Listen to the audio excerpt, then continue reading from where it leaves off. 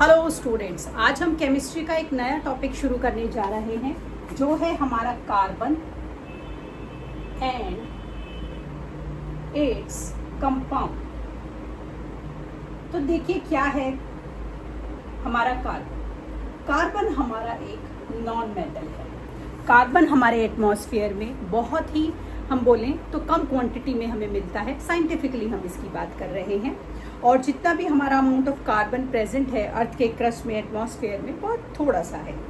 तो कार्बन जो है हमारे डेली लाइफ में बहुत ही इम्पॉर्टेंट है हमारे लिए। जितने भी हम लिविंग ऑर्गेनिज्म हैं, इनफैक्ट हम सबके अंदर कार्बन होता है। तो हम जितने भी लिविंग ऑर्गेनिजम्स हैं जिनके अंदर कार्बन होता है उन्हें हम ऑर्गेनिक कंपाउंड्स बोलते हैं। ठीक, तो ये जो हमारा कार्बन होता है, हमारा जितने भी हमारे लार्ज नंबर ऑफ आइटम्स हमारे आसपास हैं उन सब में हमारा कार्बन होता है।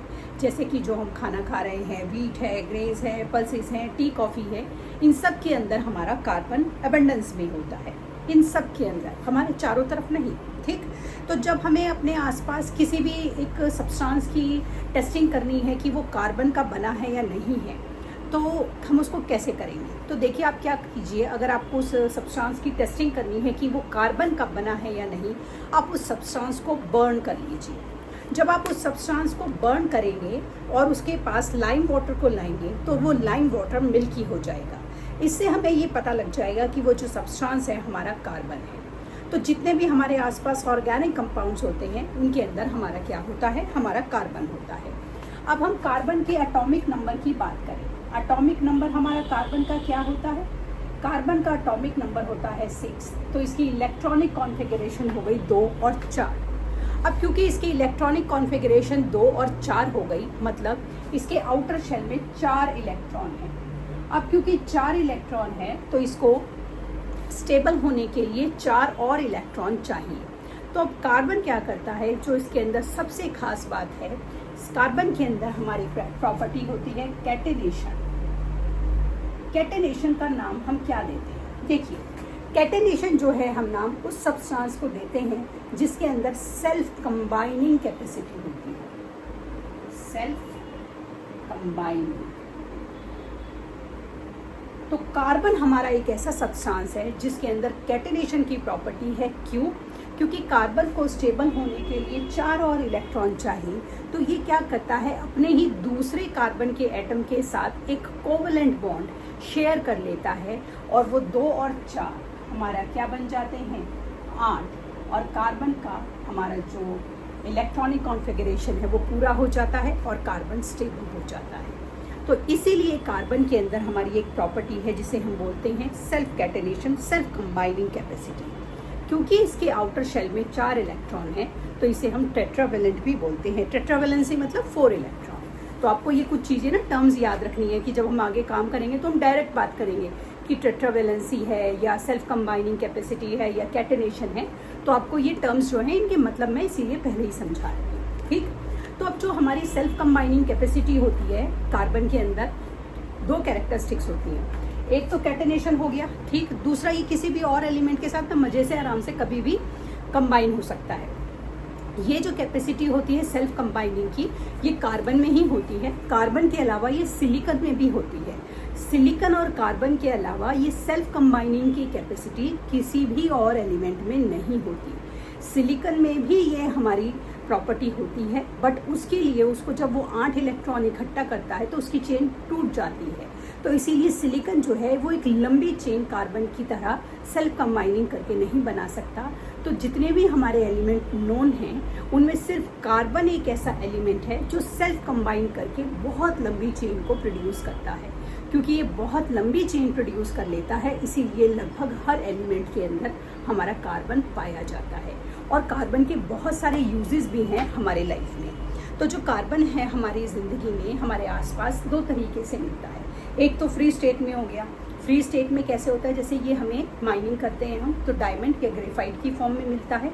एक और इसका नेचुरली अकरिंग कार्बन होता है जिसे हम बोलते हैं बकमिंस्टर फुलरिंग। तो 3 हो गए हमारे कार्बन के एलोट्रॉप्स, डायमंड, ग्रेफाइट और बकमिंस्टर फुलरिंग। कंबाइंड स्टेट में ये हमें कैसे मिलता है, कार्बन डाइऑक्साइड जो हमारे आसपास गैस है उसमें, कार्बोनेट जैसे लाइमस्टोन हो गया, मार्बल हो गया, इनके अंदर होता है। उसके बाद फॉसिल फ्यूल हो गए हमारे कोयल, पेट्रोलियम, नेचुरल गैस, इन सब के अंदर हमारा कार्बन है। ऑर्गेनिक कंपाउंड जैसे कार्बोहाइड्रेट्स, फैट, प्रोटीन, इनके अंदर कार्बन है। वुड, कॉटन और वूल, इन सब के अंदर हमारा कार्बन है। ठीक, तो अब हम कार्बन की जब हम स्टडी कर रहे हैं तो सबसे पहले हम पढ़ेंगे एलोट्रॉप्स ऑफ कार्बन। तो देखो हमारे एलोट्रॉप्स ऑफ कार्बन क्या होते हैं। 3 एलोट्रॉप्स होते हैं हमारे कार्बन। एलोट्रॉप्स ऑफ कार्बन, ठीक है, कौन कौन से होते हैं? डायमंड,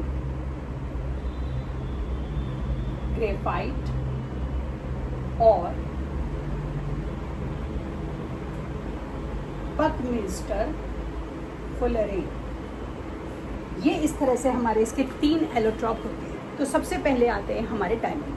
तो डायमंड हमें पता है कि एक एक्स्ट्रा ऑर्डिनरी हमारा एलिमेंट है जो या कंपाउंड है जो कि हमारा एटमॉस्फेयर में या हमें नेचर से मिलता है।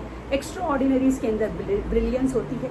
और सबसे जो अच्छी बात है डायमंड की कि ये वर्ल्ड का हार्डेस्ट नोन सब्सटेंस है। मतलब अभी तक हम जितने भी एलिमेंट्स वर्ल्ड में डिस्कवर कर चुके हैं, सबसे हार्ड जो सब्सटेंस है वो हमारा डायमंड माना जाता है। डायमंड से हार्ड सब्सटेंस की अभी तक कोई डिस्कवरी नहीं हुई है, तो इसीलिए इसे हार्डेस्ट नोन सब्सटेंस बोला जाता है। तो अब मैं आपको एक कमाल की बात बताती हूँ। अब आपने क्या करा, जैसे डायमंड है, आपने सुना होगा कि जब हम माइनिंग करते हैं, डायमंड को निकालते हैं माइनिंग में, तो ये हमें कोयले के साथ मिलता है। ठीक है, अब कोयला तो आपको पता है कि हमारा एक गुड फ्यूल है और सॉलिड फ्यूल माना जाता है। और डायमंड जो है एक्स्ट्रा ऑर्डिनरी ब्रिलियंस होती है, तो इसकी ज्वेलरी में और बहुत सारी चीज़ों में बहुत ज़्यादा डिमांड है और ये काफ़ी महंगा आता है। अगर आप डायमंड को जलाएं और कार्बन को जलाएं तो जो ऐश प्रोड्यूस होगा, डायमंड को जलाएं और कोयले को जलाएं। डायमंड और कोयला दोनों कार्बन के एलोट्रॉप हैं, कार्बन के कंपाउंड हैं। तो जब आप डायमंड को जलाएंगे और कोयले को जलाएंगे तो जो ऐश प्रोड्यूस होगी वो सिमिलर होगी। क्यों होगी? क्योंकि दोनों ही किसके कंपाउंड हैं? दोनों ही हमारे कार्बन के कंपाउंड हैं। तो ये कमाल की बात जो है अब आपको मैं बता चुकी हूँ कि डायमंड और कोयले को अगर आप जलाएंगे तो आपकी सेम टाइप ऑफ ऐश जो है वो प्रोड्यूस होगी कि हम पता नहीं सकेंगे कि ये डायमंड की ऐश थी और ये हमारी कोयले की ऐश थी। तो जो डायमंड होता है हमारा हार्डेस्ट नोन सब्सटेंस है। और जो स्ट्रक्चर अगर हम बात करें डायमंड की, हार्डेस्ट नोन सब्सटेंस क्यों है?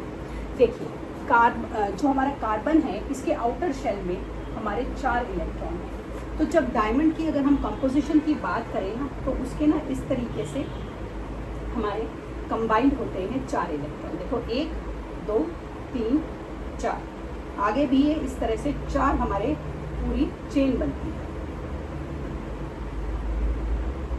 ठीक है, इस तरह से। तो ये जो चेन होती है ना इसकी पूरी ना कवर्ड होती है, कोई गैप नहीं होता इस चेन के अंदर। क्योंकि कोई गैप नहीं होता इसीलिए ये हमारा हार्डेस्ट नोन सब्सटेंस होता है। इसका मेल्टिंग और बॉइलिंग पॉइंट बहुत हाई होता है और एक ये क्रिस्टलिन हमारा एलिमेंट होता है क्योंकि इसके अंदर बहुत ज़्यादा शाइन होती है, इसीलिए इसे हम ज्वेलरी बनाने के लिए प्रोड्यूस करते हैं। अब हमारा दूसरा आता है ग्रेफाइट। अब जो ये ग्रेफाइट होता है हमारा, ये ग्रे कलर का ग्रेइश हमारा सब्सटेंस होता है, black opaque substance grey colour का। और जब हम इसे जलाते हैं ग्रेफाइट को तो हमारा वही हमने बोला कि कार्बन कंपाउंड है हमारा ये। लेकिन जो ग्रेफाइट होता है सेम हमारा एलोट्रॉप है कार्बन का, लेकिन फिर भी इसका मेल्टिंग और बॉइलिंग पॉइंट बहुत लो होता है। अब आप कहेंगे ऐसा क्यों होता है? क्योंकि दोनों ही कार्बन के बने हैं। डायमंड का जो हमारा मेल्टिंग पॉइंट है बहुत हाई है, हार्डेस्ट नोन सब्सटेंस है। ग्रेफाइट का हमारा लो है। ऐसा इसलिए होता है क्योंकि कार्बन के जो 4 इलेक्ट्रॉन आउटर शेल में हैं, ग्रेफाइट में वो सिर्फ 3 इलेक्ट्रॉन को यूज़ करता है। 1 इलेक्ट्रॉन फ्रीली मूव करता है। क्योंकि 1 इलेक्ट्रॉन फ्रीली मूव कर रहा है, उसको कोई प्लेस ही नहीं मिला, इसीलिए जो ग्रेफाइट होता है वो बहुत सॉफ्ट होता है। इसका मेल्टिंग और बॉइलिंग पॉइंट बहुत लो होता है। अच्छा, एक और आपको बात बताऊँ। अब आप पूछेंगे कि ग्रेफाइट जो है हमारा, जो ग्रेफाइट है हमारा नॉन मेटल है, बट ये बड़ा गुड कंडक्टर ऑफ हमारा हीट और इलेक्ट्रिसिटी होता है।